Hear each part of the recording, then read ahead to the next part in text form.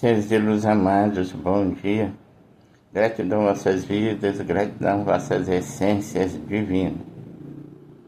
A realidade nessa versão terra é morte. Dizia o mestre Ategueri Neto, nós não vivemos a vida real. Aquilo que é a vida real, nós não vivemos.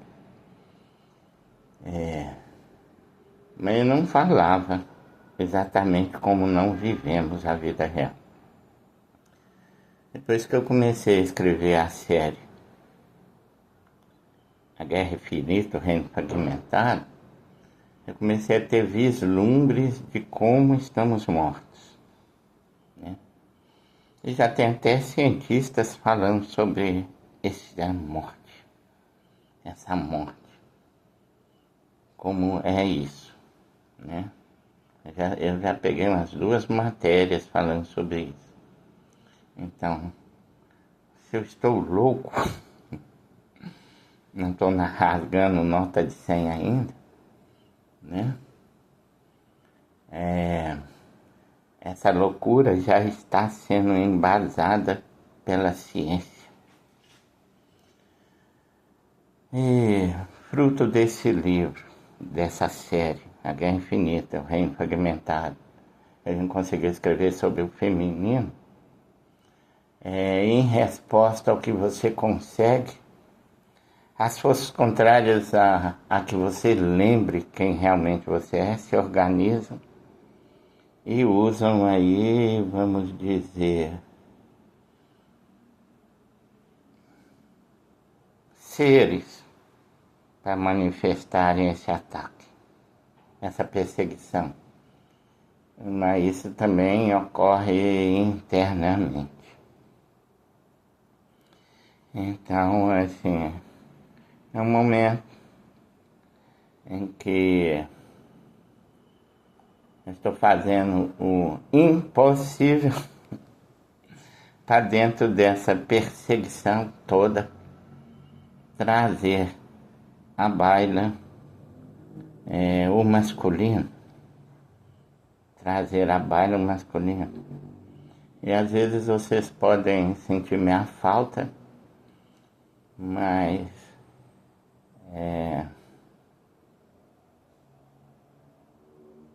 quem guerreia contra mim não tem nada de verdadeiro para apresentar, se esconde atrás das mentiras, das calúnias e das difamações. E eu tenho que ficar bem centrado para poder trazer essa espiritualidade renovada, trazer, né, para a vida um pouco mais de expansão de consciência, um pouco mais de expansão de consciência. Então, outro dia, foi antes de ontem, eu estava sentado numa praça, no final da tarde, ao pôr do sol, né? Refletindo sobre tudo isso, né? Sobre toda a vivência que tem sido muito intensa, ultimamente em todos os sentidos.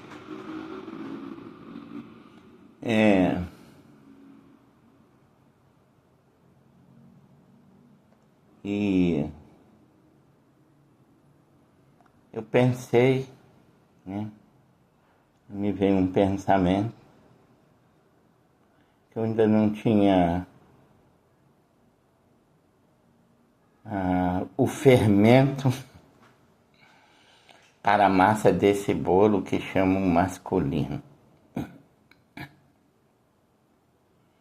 Porque a gente já tem muito material escrito sobre o masculino, mas a gente sabe que ainda falta a liga, o fermento, para a massa chegar no ponto.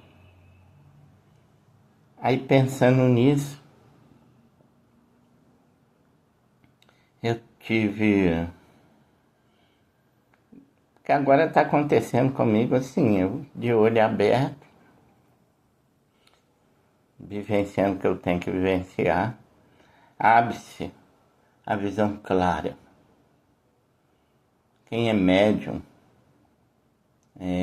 quem tem mais cristais na pituitária, como a ciência diz, né?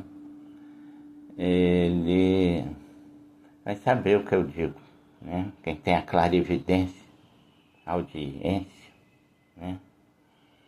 De repente abre a visão e eu retorno ao tempo ali onde o meu pai era vivo, né? Numa memória real, ali, estava ali, sentindo o ar batendo, o vento batendo no meu rosto, o suor, porque eu estava jogando bola com meu pai, né? Meu pai era policial militar, estava jogando bola com ele. E eu lembro, assim, no jogo de bola ali, eu estava com muito vigor, né? E eu esbarrei nele com muita força, eu caí, quebrei o braço. Fui levado para o hospital, tinha que colocar o braço no lugar para engessar, uma dor lacinante. Mas eu não tenho memória ruim ali, né? Não tenho memória ruim, porque eu estava na presença do meu pai. Eu estava na presença do meu pai. Aí logo a visão se desfez e um pouco mais à minha frente tinha um pai muito parecido com o meu, mas muito parecido com o meu, e, e com uma criança, um menino, na mesma idade que eu tinha. E o menino era muito parecido comigo na época que meu pai era vivo. Aí foi assim, a visão interna, com a visão no plano físico, eu fui lá, cumprimentei esse pai, conversei com ele uns minutinhos, né? Partilhei a semelhança, ele achou muito interessante, falou, vai com Deus, né? Foi um acolhimento.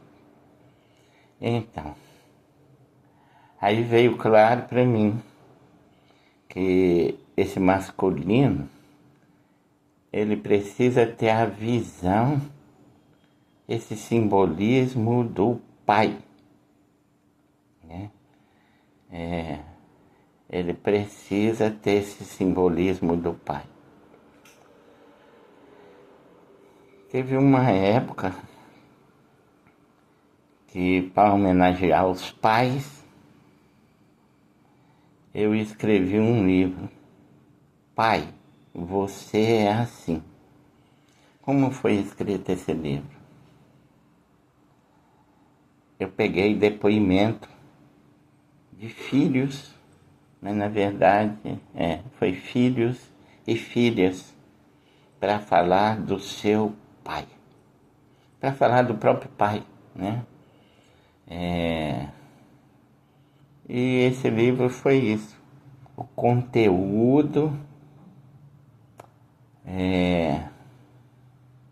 escrito de relatórios de filhos e filhas sobre o pai.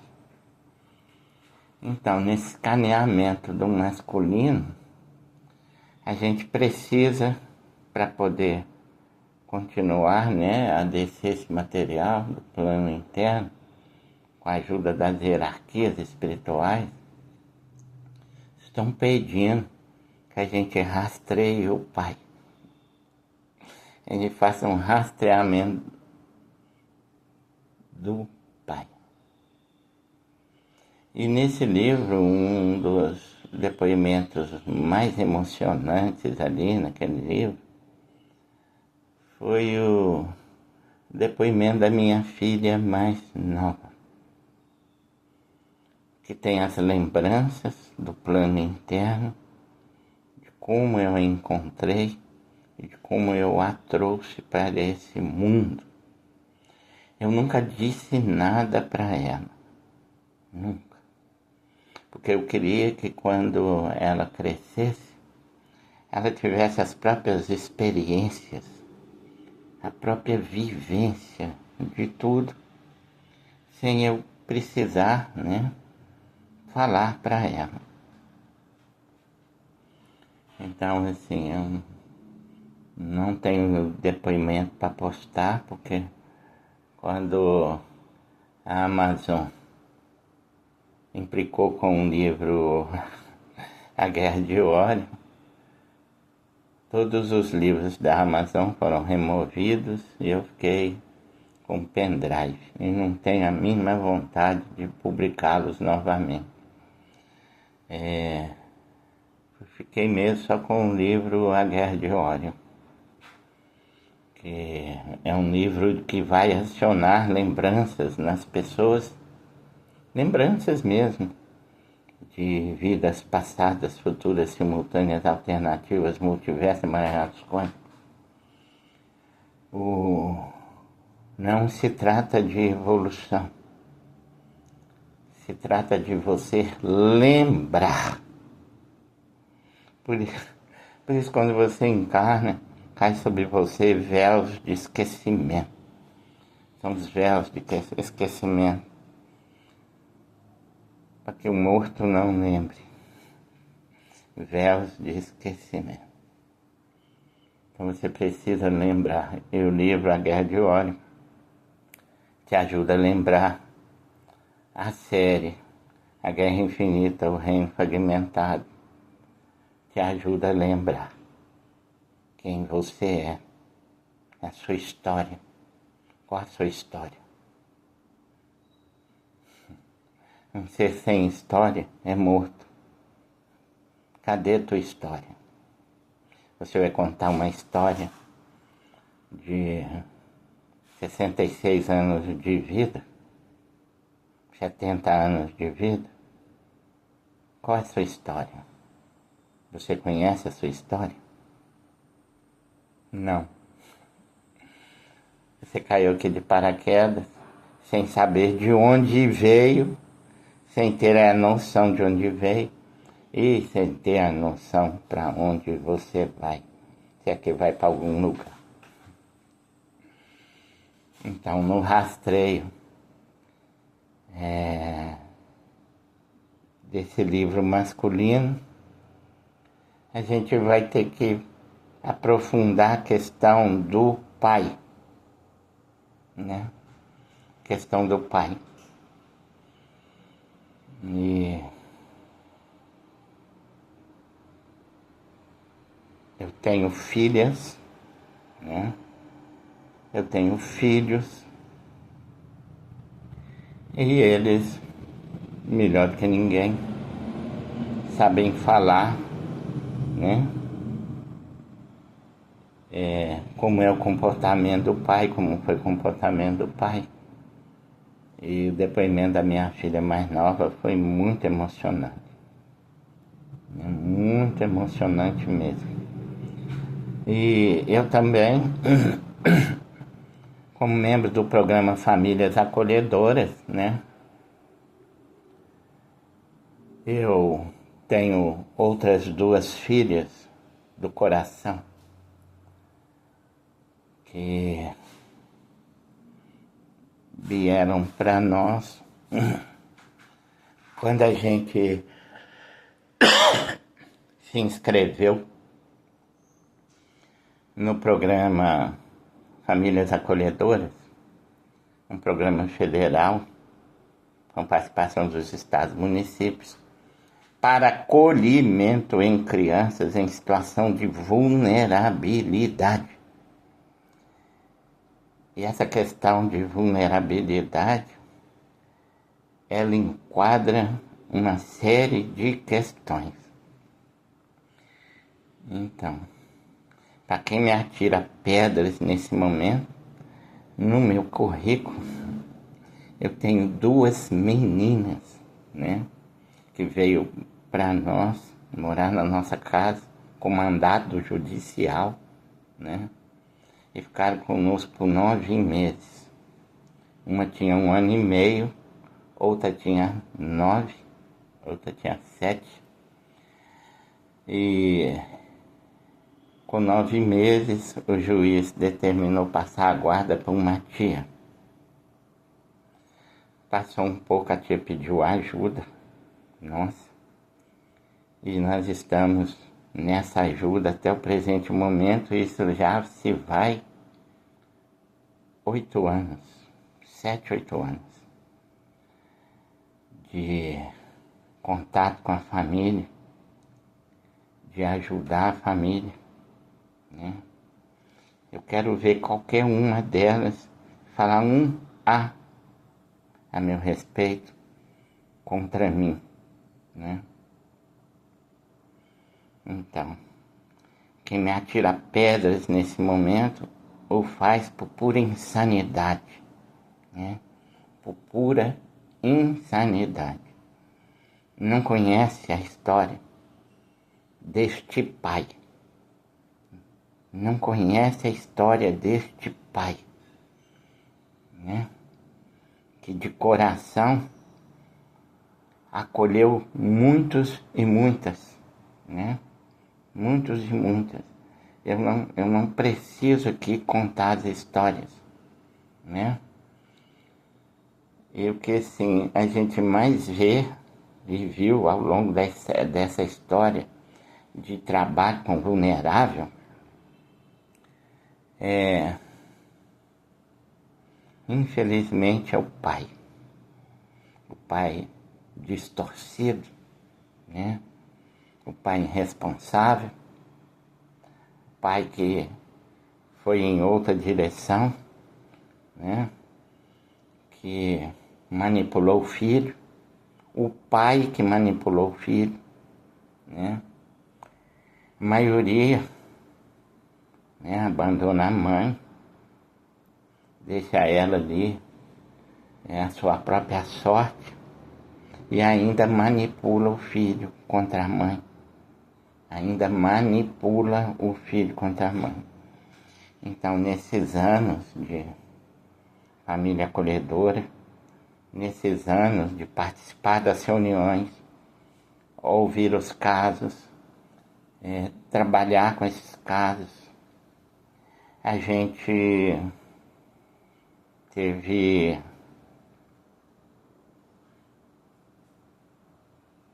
a felicidade de estar participando e ser vice-presidente do Instituto Luz e Vida. E uma das cláusulas do Instituto é trabalhar com os vulneráveis, para tirá-los da situação de vulnerabilidade. Então, vulnerabilidade de uma criança. Quando você tem ali familiares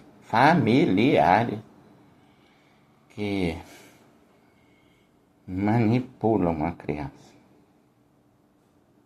Você tem ali familiares que manipulam a mente das crianças. Isso é algo assim abominável, né? Abominável. Incutir coisas na cabeça de uma criança, porque você pensa assim ou pensa assado, né? Então, a mulher, de um modo geral, quando o pai tem alguma rixa ou algum problema e afasta, ela, na maioria dos casos que eu observei, e eu tenho casos recentes, né? Ela assume a criança. Ela assume. Eu tenho caso de uma moça nova que eu encontrei em situação de vulnerabilidade. Na época, a criança de um ano e um pouquinho, eu ajudei a tirar ela da situação de vulnerabilidade. Com a ajuda de terceiros, a gente conseguiu tirar ela da situação de vulnerabilidade. E nenhuma dessas, né, que que foi ajudada, né, pode falar qualquer coisa contra a minha pessoa. Qualquer coisa contra a minha pessoa. Porque eu sempre busquei, de fato, ajudar. O Instituto Luz e Vida, do qual sou vice-presidente, ele continua nessa jornada. Continua nessa jornada. E esse aprendizado, trabalho social, é a vida inteira. Veio a vida inteira. Ali nos ensinamentos da minha mãe. A minha mãe me inseriu no trabalho social desde sempre. Me mostrou ser solidário com o sofrimento das pessoas. A minha mãe, né? Meu pai, eu perdi convivência com ele aos 7 anos, porque ele faleceu, ele é policial militar, faleceu em serviço, a serviço da coletividade. E estive com o mestre Zé Trigueirinho Neto, onde a gente fez trabalho social fortíssimo na cidade de Belo Horizonte. Né? Fizemos trabalho social fortíssimo na cidade de Belo Horizonte, muitas parcerias. Então, quem é vice-presidente do Instituto Luz e Vida, ele sabe exatamente onde ele pisa e o que ele está fazendo. Onde a gente pisa, o que estamos fazendo. Então, rastrear o Pai. O Pai é um simbolismo gigantesco no coração dessa humanidade. O Pai tem um simbolismo gigantesco. Só que a maioria, né? A maioria não honra esse papel. Não honra esse papel. Infelizmente, rastrear o masculino tem essa dívida do masculino com a vida. Tem essa dívida do masculino com a vida. Então, você que é filho, você que é filha, o que você tem a dizer sobre o seu pai? O que você tem a dizer sobre seu pai?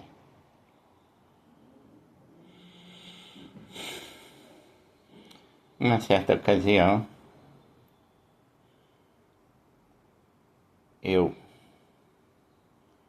um inspetor de polícia, unido a outro grupo, a gente foi para a rua fazer trabalho com mulheres que estavam na rua. E um grande número delas disse: eu não estaria nessa situação se eu tivesse tido um pai. Eu não estaria nessa situação se eu tivesse tido um pai. Mas também encontrei situações de uma que tinha sido abandonada na lata do lixo. E quando chegou numa certa idade, que se tornou mãe, se tornou super mãe, né? Pegou aquele contexto como impulso de evolução de vida. Então, seres de luz amados, nesse rastreio do Pai, diga para nós, né? Sobre o seu pai. Comente aí nos comentários, né? Se for possível. como foi seu pai, a sua lida com seu pai. Eu escrevi um livro, né, como eu disse, de várias páginas sobre pai, você é assim. Pai, você é assim. É o nome do livro que só se encontra em pendrive. Pai, você é assim. Tratando essas vidas, essências divinas.